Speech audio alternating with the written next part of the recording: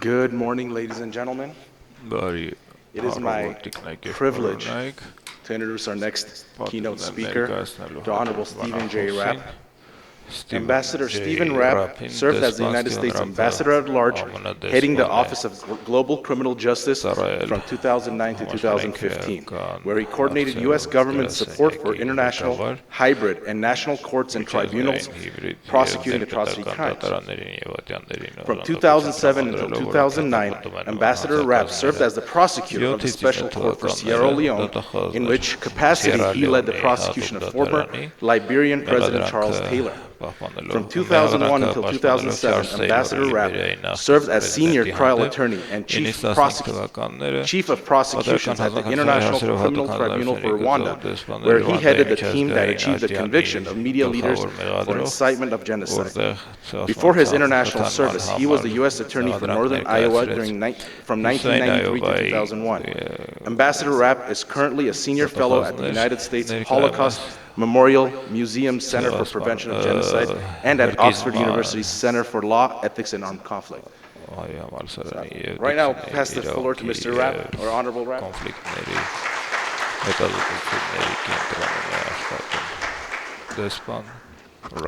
Thank you very much, Art, for that nice introduction, and thank you to CFTJ for this fantastic conference. It is great being with you here in Yerevan in Armenia. Indeed, for me, it's a return to Armenia. I was here for a great trip just before COVID.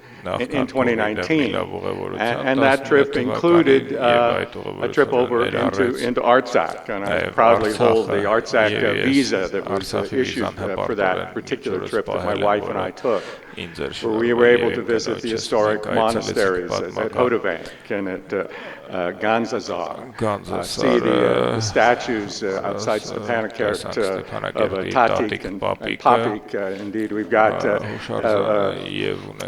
a model of it on our mantle in our home in Washington. Those two people representing Grandma and Grandpa as a statue, I think, originally made in 1967, and also to go to the historic sites in Shushi, just above Stepanakert.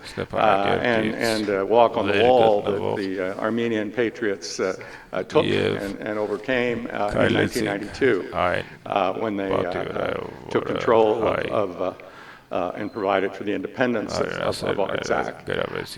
All of that gave a real perspective to me, watching as I traveled and as I dealt with other situations and as I worked from Washington on the events in 2020.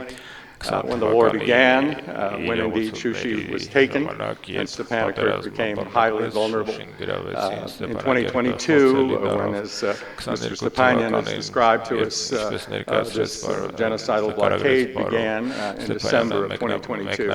And finally, with that conflict ending with atrocities, with indeed the international crime of forced deportation of the 150,000 people of Artsakh into southern Armenia. All of those crimes were committed, frankly, by the offenders, by the perpetrators, with the expectation of impunity. And indeed, impunity has been the rule in the greater region. We obviously saw that in February of 2022, when Putin unleashed the full-scale invasion of Ukraine and the expectation that he could get away with it. And historically, the crimes of the Stalin regime, the millions who died in the Gulag and in the purges, never any accountability for those crimes. And in the region, in a broader sense, certainly, the great genocide of the Armenian people of Anatolia of 1915. As an American, I'm proud that Ambassador Morgenthau played such an important role in bringing that to light in the world. But profoundly disappointed that the victorious powers in World War I didn't follow through with the promise of justice, with the process that was actually begun, and cases were investigated in Malta. And frankly shamed the United States in a post-Cold War War period, when we began to recognize genocide and historic genocides, failed for so long to recognize the Armenian genocide. But proud that now we have that recognition by President Biden. Armenians paid an enormous price for that impunity. But indeed, the whole world paid the price for it. We only have to remember the words of Hitler in August of 1939, just after the Molotov-Ribbentrop Pact, when he spoke to the officers who would lead the brutal invasion of Poland, which would herald a war that, against civilian minorities and Jews and others in the East, indeed the Holocaust, telling them not to worry about accountability, and saying chillingly, who now remembers the Armenians? We all remember the Armenians. I certainly remember the Armenians. And indeed, the failure of accountability for the first great genocide of the 20th century led, after that second great genocide and after the war of aggression of World War II, to finally some accountability at Nuremberg, and after the end of the Cold War, to the accountability in which people like Peter Kramer, who spoke yesterday, were involved in Nikunjan and in the Yugoslavia Tribunal, and that I was involved in the Rwanda Tribunal, prosecuting the media trial and leading the trial teams there, dealing with the third, frankly, great genocide of the 20th century, and going on with Nick and others to Sierra Leone, where we successfully prosecuted the chief of state and prosecuted the leaders of groups that had committed mass atrocities, including leaders on both sides of a brutal conflict. Recently visited Sierra Leone again this February for a legacy conference, and remarked on the fact that in that country where we'd had this horrendous civil war, where tens of thousands of people were murdered, where hundreds of thousands of women were subject to sexual violence, where thousands of others were amputated, their hands or their arms chopped off by the vicious rebels. Since the court prosecuted the key leaders successfully of those crimes, a country that remains enormously poor and challenged has had peace and has had 3 elections in which the party of power has lost and another party has come to power without lethal violence. Indeed, the kind of thing that our judge from the Philippines was talking about. That hasn't happened in many countries of the world. All of which points to, I think, the absolute necessity of justice. Now, in this conference, we will be talking about how to achieve it in this very, very difficult situation. Certainly my work since I left the State Department in 2015, in which the Holocaust Museum continues to support me to travel more than 200 days a year to conflict zones around the world and to work directly with victims and survivors of civil society, and sometimes with multilateral UN bodies like the one you mentioned has Myanmar. The lesson now is that it is possible for citizens, as this organization is doing, to develop the evidence, to use things like the Berkeley open source protocol to verify those horrendous videos that we heard of yesterday, the perpetrators actually filming their victimization, and to prove through various triangulation that those crimes in fact happened, and that those videos are valid and can be used as evidence against those perpetrators and evidence against their superiors who failed to act to prevent or punish those crimes. And we've seen where it's possible, even where the ICC isn't involved, even where there's no possibility of jurisdiction, and there very much is here, that it's possible to achieve justice in the courts of third countries. One of the situations in which I've been most involved is in Syria, where at least 600,000 people have been killed since the uprising of 2011, were probably more than 100,000 people who have been tortured to death in Assad's dungeons. And we have a proof of that, the Caesar photos, 55,000 photos done by the regime itself of the dead bodies of people who were essentially starved to death, tortured, sometimes even eviscerated alive. Have that kind of proof together with the documentation that's been brought out. I had an organization that brought out 1.3 million pages of original regime documents. So we've had a colonel who was the head of a torture unit convicted in Germany, sentenced for murder and torture for life. Recently in Los Angeles, California, just last month, the former governor of Deir ez-Zor was indicted and then arrested on a plane as he was trying to fly off to Lebanon and being held for his responsibility for the crimes committed, not against Americans, but against Syrians in Syria, because he was present on American soil and can be prosecuted. Those cases can be developed. We heard, of course, that takes evidence, and as Peter said yesterday, it takes more than the evidence of the crime itself. It takes the linkage evidence. And all of us who prosecuted at the international level, and sometimes we haven't always succeeded in those prosecutions. And we've seen the ICC lose cases in Kenya, and Ivory Coast, and the Central African Republic, not because there weren't thousands of men, women, and children murdered or raped, tortured, but because they couldn't link those horrible crimes to the high-level perpetrators that everyone believed were responsible. And so that key evidence and that key work needs to be done in building the linkage, in showing that the crimes, the attacks that killed hundreds of citizens in Artsakh were, in fact, perpetrated based upon orders, dissipation, or tolerance at the high level.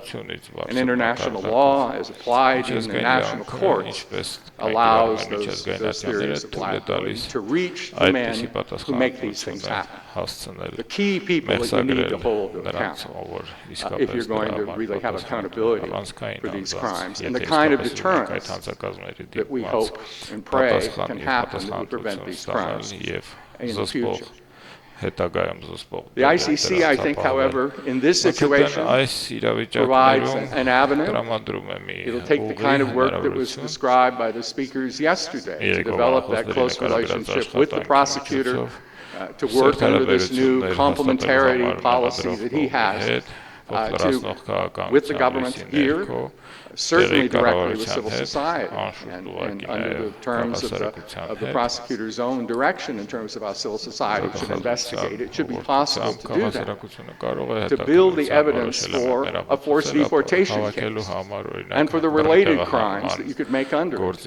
As we heard yesterday, we have this precedent from Myanmar, where, as Nick, who heads the mechanism on Myanmar that's investigating these cases, he's helping the ICC on their prosecutions of forced deportation, because the judges held that even though Myanmar is not in the ICC, Bangladesh is in the ICC. And all of those crimes, the rapes, the killings, the burnings of 300 villages, forced 800,000 Rohingya, citizens of Myanmar, across the border into squalid camps in Bangladesh. And one part of that crime of deportation occurred when they crossed that border. That makes that crime prosecutable in Bangladesh, because then Bangladesh has transferred its territorial jurisdiction to the ICC. It makes the crime of forced deportation prosecutable in the ICC, as found by its pretrial chain. So an investigation continues at the ICC, and potentially we could have arrest warrants in the future against the senior leader, General Lang of Myanmar. Same thing, obviously, happened here. Many would like to prosecute other crimes, but all of that violence, the violence in Stepanakert, the violence at the Lachin corridor, the violence all over, was all part of the process of running that population out. and specifically sending them to Armenia, not sending them to Iran, not sending them elsewhere. There was a specific intent to deport them into a country that's now a state partner of the ICC. And the fact that the government has provided jurisdiction for the ICC since 2021 by a declaration under Rome Statute 12.3 opens up the avenue, because that's been the avenue that's been used solely by the prosecutor in the case of Ukraine, because as we know, Ukraine has joined the court even after Armenia. But it made that declaration in 2014, and when I came back in 2015, I urged them, and we successfully got them to open up their declaration, so we covered all of the period since 2014. So this is a case where justice is possible. First and foremost, it takes the evidence. I'm so proud to be with all of you and look forward to working with you in that process of developing the evidence so that we have an end of impunity and justice for these victims and survivors, and deterrence so that others won't suffer these crimes in the future. Thank you very much.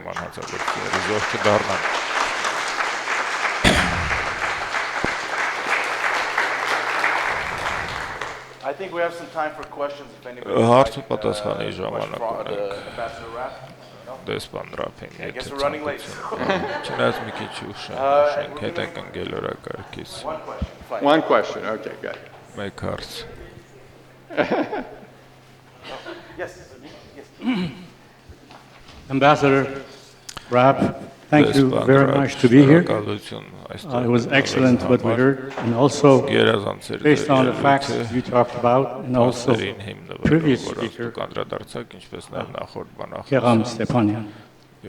Why was it that the United States and France, who were co-chairman of the Minsk group and didn't want any violations, just resolve the problem by diplomacy, why was it that, what happened that all of a sudden France and US were changed, replaced by Turkey and Azerbaijan to do the kind of crimes they did? But the question is, why was the United States quiet and passive before the attack by Azerbaijan, as mentioned this morning, during the entire 44 days and after? Why was the United States became a spectator and passive? Would you think, what's your opinion, why isn't United States accountable to what happened to Artsakh? It's certainly an excellent question, and I should note that my own service in the U.S. government ended in 2015, so I don't know precisely what happened in this situation. But certainly I've been in decisions, fighting for one position and being overcome by others who were looking out for political interests in one area or another. And so the views of people in the U.S. government don't often prevail. I mean, I fought hard for the recognition of the genocide here in 2015. I was looking forward to being part of the delegation, and we couldn't get approval at the highest level to have that done. So quite often you see a failure because of geopolitics. Here, I can only speculate. That the U.S. with all of the intense commitment in the context of the Ukraine conflict, and having basically burned any diplomatic bridges that they might have on the other side in a way, didn't find itself in an ability to use very much leverage. But that excuses, that doesn't excuse, I should say, the failure to speak out more firmly and to declare the sort of repercussions that would occur if the situation were to end up as it did. There would be consequences, and those consequences would include sanctions against high-level actors in powerful countries, etc., who thus far hadn't been on sanctions lists, like leaders in Azerbaijan. And so I think that we were not as tough as we should be.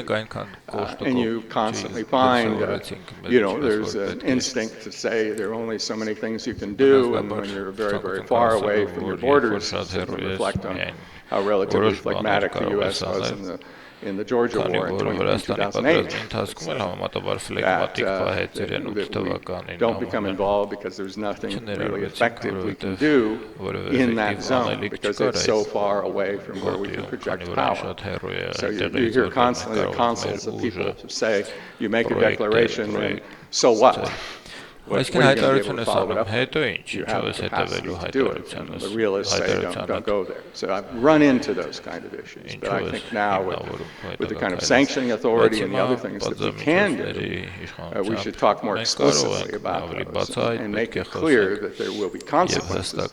And certainly in my view, to indicate that those who commit these crimes will be chased up, like we chased up the perpetrators in Rwanda or former Yugoslavia, that it will be a priority for us, and we will not rest until there's justice. That would be a declaration that I would support and that we should have made. Thank you.